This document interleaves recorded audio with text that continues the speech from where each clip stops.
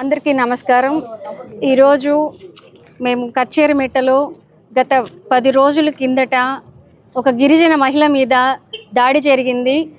ఆ దాడి ఎంత దారుణంగా జరిగిందంటే అంత దారుణంగా పోలీస్ వ్యవస్థ కూడా అసలు చూసి చూడనట్టు వ్యవహరిస్తున్నారు.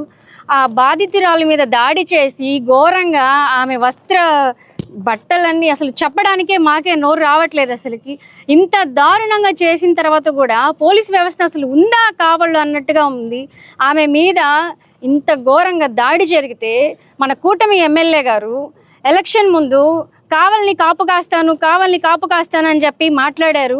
ఈరోజు అధికారంలోకి వచ్చిన తర్వాత మహిళల మీద ఇంత దారుణంగా దాడి జరుగుతుంటే చాలా భయంకరంగా ఉంది. మాకే చాలా భయం వేస్తుంది.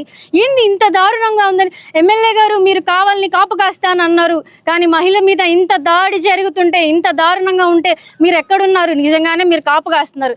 ఏ విధంగా కాపు కాస్తున్నారు అంటే అన్యాయం అక్రమాలు జరుగుతుంటే, దారుణాలు జరుగుతుంటే, రౌడీజం చేస్తుంటే ఇవన్నీ మీరు బయటికి రాకుండా కాపు కాస్తున్నారని మాకు అనిపిస్తుంది. మహిళలందరికీ చాలా భయంకరంగా చాలా భయం వేస్తుంది. మాకే నిజంగానే చాలా భయం వేస్తుంది. ఈరోజు ఆవిడకి జరిగింది, రేపు నాకు జరగచ్చు, రేపు ఇంకో అక్కకో చెల్లికో అమ్మకో జరగచ్చు.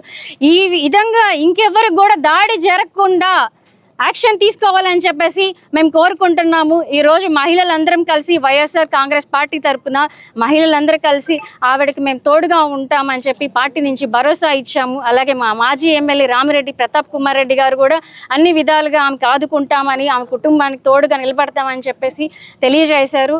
ఈరోజు వైఎస్ఆర్ కాంగ్రెస్ పార్టీ చెప్పుకుంటే మా బాధలు గిరిజన మహిళలకి ఇంత అన్యాయం జరిగినందుకు మేము సంఘీభావం జరపడానికి వచ్చాము. మా పార్టీ తరఫున వైఎస్ఆర్ పార్టీ ఎప్పుడు వీళ్ళకి అండగా ఉంటుందని, ఆ అమ్మాయికి న్యాయం జరిగేదాకా మా మహిళా టీం అంతా, మా నాయకులంతా మేమంతా ఫుల్ సపోర్ట్గా ఉంటాము. అమ్మాయికి న్యాయం జరగాలి, కానీ ఇంత అన్యాయంగా అమ్మాయిని లాగి కొట్టడం, బట్టలు దించడం అంటే చాలా అన్యాయం అది మహిళకి.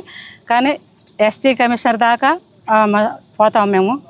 అదే మాదిరిగా స్టేట్ కమిషనర్ కూడా వస్తారు. దీంట్లో మా ఎమ్మెల్యే గారు ప్రతాప్ కుమార్ రెడ్డి అన్న ఫుల్ సపోర్టు ఆమెకి ఉంటుంది మా తరఫున.